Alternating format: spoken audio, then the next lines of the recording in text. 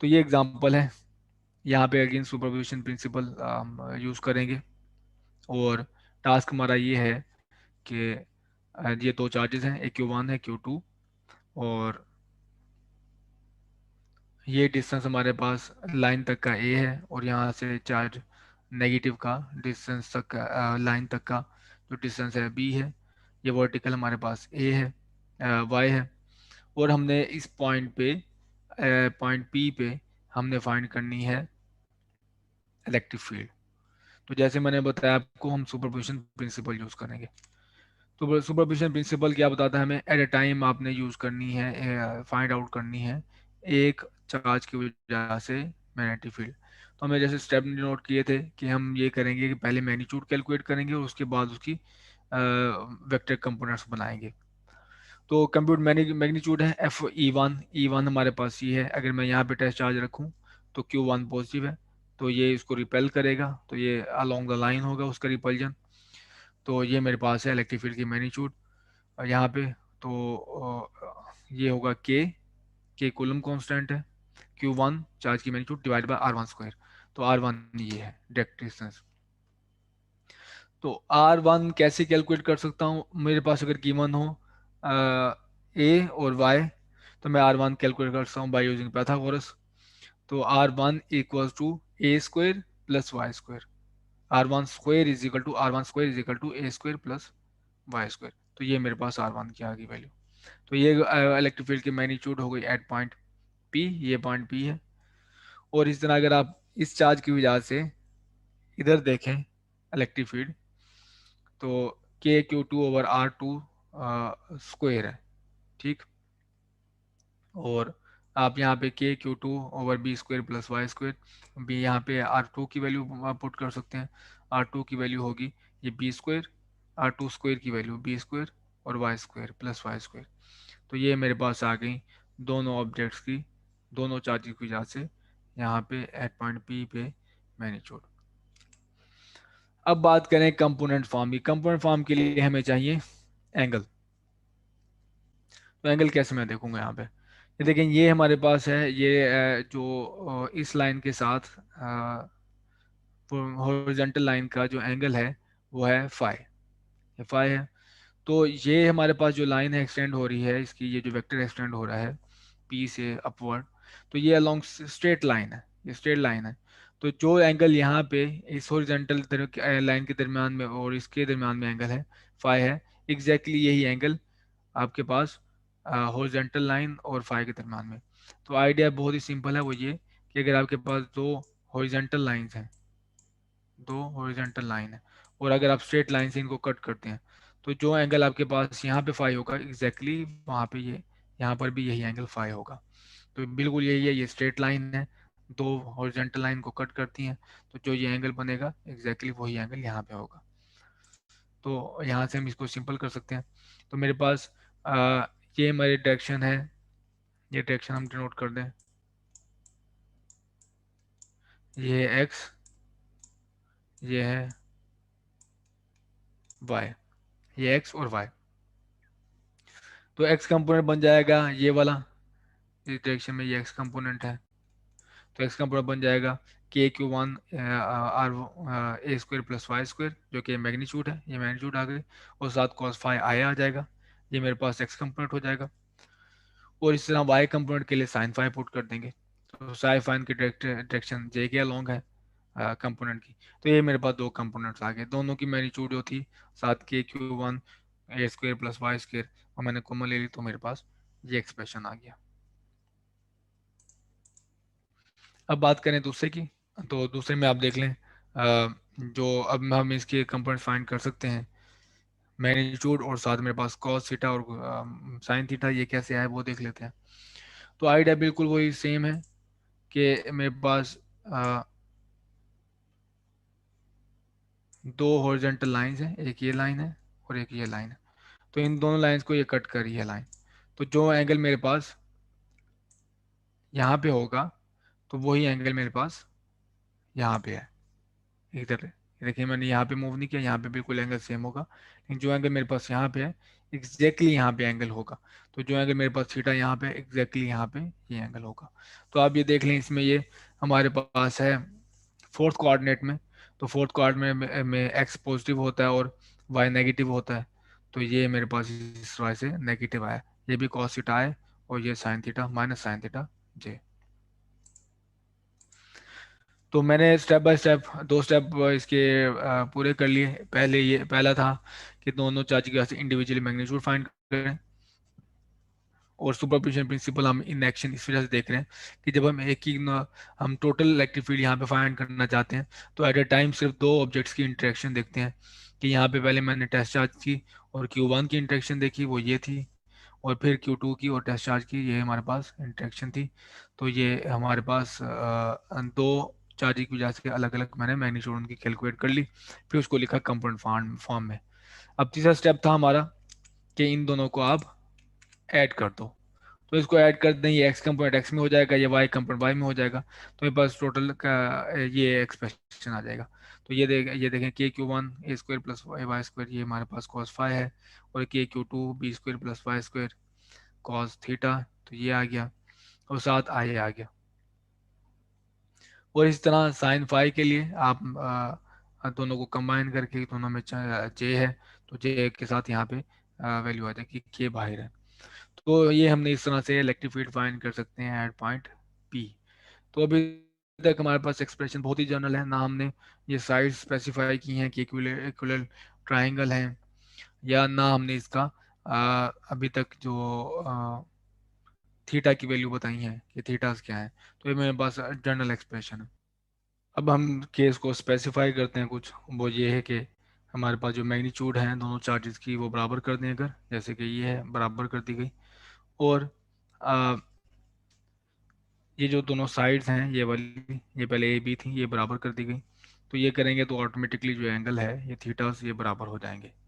तो अब अगर आप इस स्पेसिफिक केस के लिए जिसमें चार्जेस की मैग्नीट्यूड बराबर है और वो जो हमारे पास ए दोनों हैं, ए बी दोनों बराबर हैं, तो उस जो एक्सप्रेशन को सिंपलीफाई कर सकते हैं।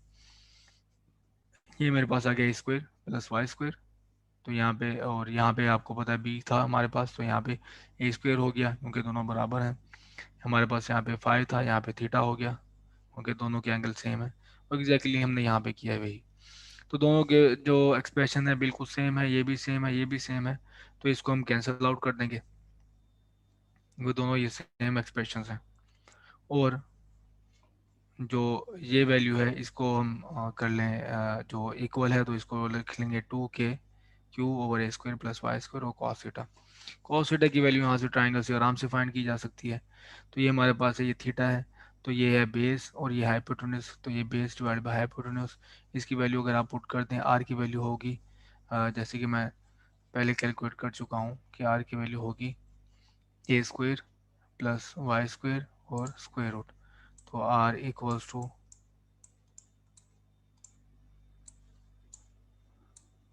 A² plus exactly y²। तो सेम है वैल्यू, यहाँ पे हमारे पास आ जाएगा ऊपर a और नीचे आ जाएगा ये स्क्वायर रूट। तो इसकी पावर 1 है, पावर है इसकी पावर है 1/2, 1/2 प्लस 1 हो जाएगा 3/2। तो यहाँ से ये एक्सप्रेशन है हमारे पास। नेक्स्ट है हमारे पास कि हम अगर एक स्पेसिफिक केस देना चाहें कि इसकी लिमिट्स में, कि डिफरेंट लिमिट्स में एक्सट्रीम पे कैसे दिखता है एक्सप्रेशन। तो वाई, जो ये डिस्टेंस है वाई, आप इसे बहुत दूर ले जाएं कि जब मच लार्जर हो एज कम्पेयर टू ए।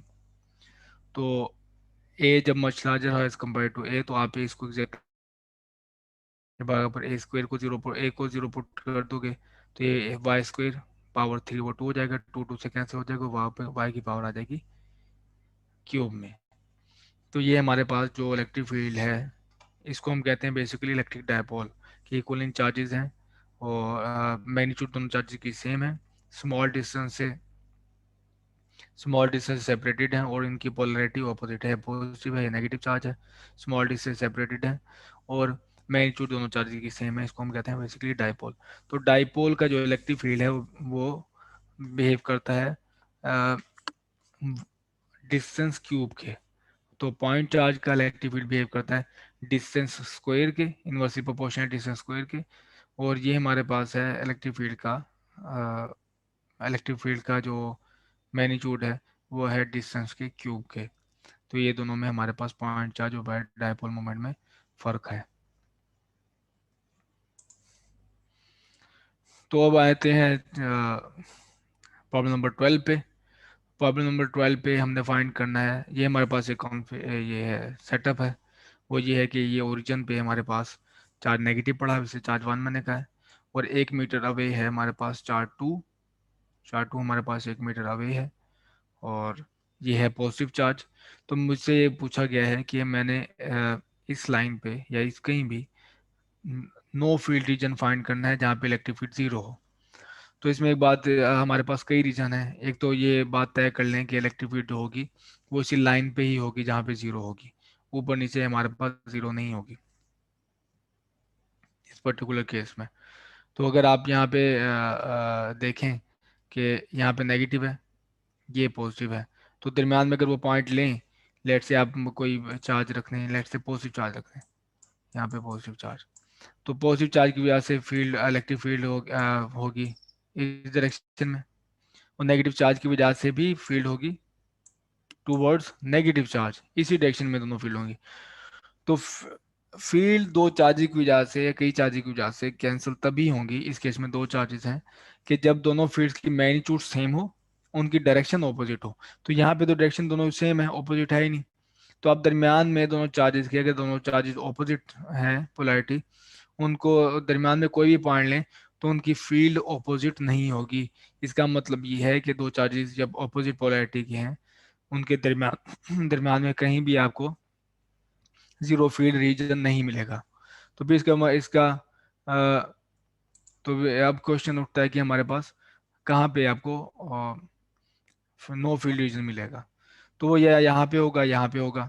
वो जैसे कि पहले तो आपने चेक करना है कि फील्ड की डायरेक्शन ऑपोजिट होनी चाहिए। अगर मैं यहाँ पे रखता हूँ लेट से पॉजिटिव चार्ज, तो इस फील्ड की वजह से, नेगेटिव की वजह से, यहाँ पे पॉइंट पे मैं रखता हूँ चार्ज, इसकी वजह से होगी टूवर्ड्स नेगेटिव अट्रैक्टिव, और ये इसकी वजह से होगी टूवर्ड्स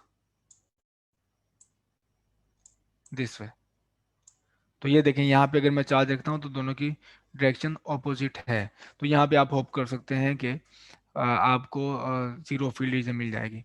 जैसे कि मैंने बताया कि जीरो फील्ड फाइंड करने का तरीका यही है कि अगर दो चार्जेस हैं कि उनकी डायरेक्शन ऑपोजिट होनी चाहिए, दोनों चार्जेस की वजह से इलेक्ट्रिक फील्ड की, उनकी मैग्नीट्यूड सेम है, तो वो नो फील्ड रीजन होगा।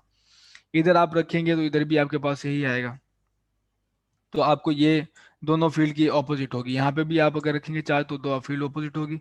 यहाँ पर भी हमने देख लिया कि यहाँ पे फील्ड दोनों की ऑपोजिट है। तो यहाँ पे आपको चार्ज रखना है या यहाँ पे पॉइंट फाइंड करना है। तो इसका आंसर ये है कि आपके पास अगर दो चार्जेस की पोलैरिटी ऑपोजिट हो तो आपने कभी भी नो फील्ड आपको दोनों के मिड में नहीं मिलेगा। तो फिर आपको यहाँ मिलेगा, यहाँ मिलेगा। तो फिर आप तो फील्ड नो फील्ड रीजन उस चार्ज के करीब होगा जिसकी मैग्नीट्यूड कम है। तो मैग्नीट्यूड इन दोनों में से किसी कम है, ये 2.5 है और ये 6 है। तो ये 6 है हमारे पास और ये 2.5। तो हमने कहाँ रखना है, जिस चार्ज की मैग्नीट्यूड कम है। तो हमारे पास नो फील्ड रीजन यहाँ पे आपको कहीं मिलेगा, यहाँ पर नहीं होगा। इसकी वजह आप खुद फाइंड आउट कर सकते हैं कि इसकी वजह क्या है।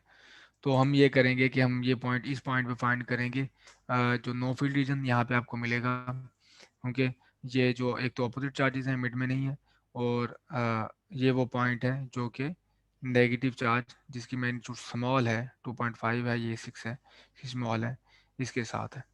तो अब हम देखते हैं इलेक्ट्रिक फील्ड। जब आपने वो रीजन ढूंढ लिया कि कहाँ पे है रखना आपने चार्ज, तो बाकी काम आपका ये रह जाता है, जहाँ पे आपके पास इलेक्ट्रिक फील्ड ऑपोजिट है, तो बाकी आपके पास काम ये रह जाता है कि आप दोनों की फील्ड जो है उसका उसको इक्वल करें, कि वो डिस्टेंस ढूंढें जहाँ पे दोनों की फील्ड इक्वल है। तो आपने इक्वेट करके मैंने इसको रखा है। तो ये इसकी वजह से Q1 की वजह से ये डिस्टेंस x है, यहाँ पे आपके पास डिस्टेंस x है ये। तो Q1 की वजह से फील्ड होगी के Q1, ये Q1 है, डिवाइड बाय एक्स स्क्वायर।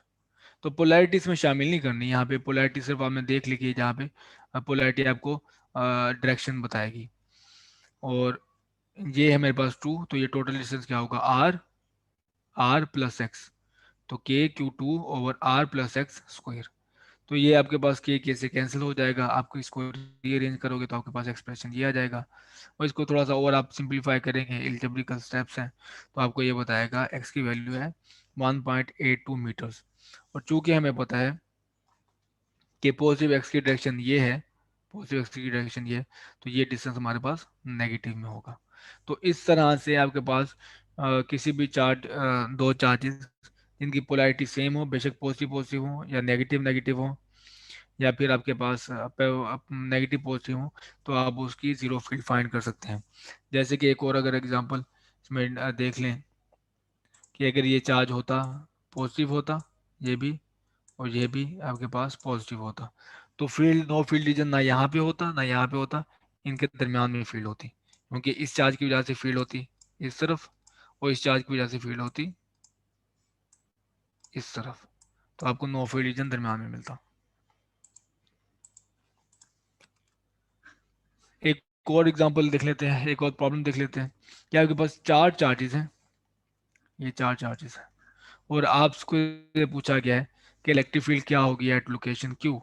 तो इस क्यू पॉइंट पे लोग आपके पास इलेक्ट्रिक फील्ड क्या होगी। तो ये हमारे पास जैसे डिस्ट्रीब्यूट कर गए चार्जेस, वो स्क्वायर है, तो ये डिस्टेंस भी स्क्वायर ए है, ये भी ए है, ये भी ए है, ये भी ए है, तो सारा ए है। तो ये 2Q है, ये 3Q है, ये 4Q है, और ये इस पॉइंट पे हमने इलेक्ट्रिक फील्ड फाइंड करनी है। तो पहले मैं देखूंगा ये इस चार्ज की वजह से, ये इस चार्ज की वजह से ये डिस्टेंस है ए, और ये डायरेक्शन है एक्स, ये डायरेक्शन एक्स, क्योंकि अगर मैं यहाँ पे फील्ड देखूं, तो ये पॉजिटिव चार्ज है, पॉजिटिव चार्ज की वजह से जो फील्ड होगी टुवर्ड्स एक्स होगी। अच्छा, वो मैं लिख ली, K2Q ओवर ए स्क्वायर, ये ए डिस्टेंस था, ये ए डिस्टेंस था, और ये था आई। अब है इससे, इसके लिए मैं लिख लेता हूँ फील्ड, ये है 4Q, ये डिस्टेंस भी अभी है, तो के ये भी डिस्टेंस ए है, तो K4Q ओवर ए स्क्वायर, ये डिस्टेंस आ गया। और ये भी जो इसकी भी पॉजिटिव चार्ज है, और ये भी हमारे पास डायरेक्शन ऊपर की तरफ से होगी, तो ये हमारे पास जे, तो जे की डायरेक्शन। अब बात करें इसकी 3Q की, तो 3Q में हमारे पास जो डायरेक्ट डिस्टेंस है वो आर है, आर आप कैलकुलेट कर सकते हैं बाय पैथागोरस। और पैथागोरस में हमें मिलेगा, ये साइड होगी ए, ये ए स्क्वायर, और ये A square is equal to R square होगा। तो ये A square plus A square क्या बनेगा, 2A स्क्वायर, तो ये 2A स्क्वायर आ गया। तो ये चार्ज की मैग्नीट्यूड है 3Q, और चूंकि ये स्क्वायर है हमारे पास, स्क्वायर है, तो ये एंगल आपके पास 45 डिग्री होगा, और यहाँ से जो फील्ड होगी उसकी डायरेक्शन ये होगी, और ये इसकी भी, ये भी जो होगा आपके पास 40, एक मिनट यहाँ पे बना लेते हैं, ये आपके पास फील्ड, और ये भी एंगल आपके पास होगा 45 डिग्री एक्स एक्सिस के साथ। तो ये दोनों के एंगल 45 डिग्री, और वैल्यू हमने पुट कर दी यहाँ पे। और आपको पता है 45 का कॉस 45 और कोसाइन 45 इस पॉइंट पे दोनों सेम होते हैं, तो ये वैल्यू होती है 1/2, ये 1/2 है। तो ये आर की वैल्यू कैसे कैलकुलेट की, मैंने आपको ये शो कर दी, और थीटा कैसे आई वो ये आपके पास है। अब सिर्फ आपने ये करना है कि जो कंपोनेंट्स हैं आई आई में ऐड करना है, जे जे में ऐड करना है आपने, तो यही हमने किया है। तो ये हमारे पास है total electric field at point Q. तो आप चाहें तो फोर्स फाइंड कर सकते हैं सिर्फ, कि आप क्या इलेक्ट्रिक फील्ड को अगर क्यू से यहाँ पे क्या फोर्स अप्लाई हो रही है क्यू पे, आप सिर्फ क्यू को ई से मल्टीप्लाई कर दें तो आपके पास फोर्स आ जाएगी। लेकिन ये हमारे पार्ट ऑफ एक्सरसाइज नहीं है, हमें सिर्फ इलेक्ट्रिक फील्ड फाइंड करनी थी, वो हमने कर ली।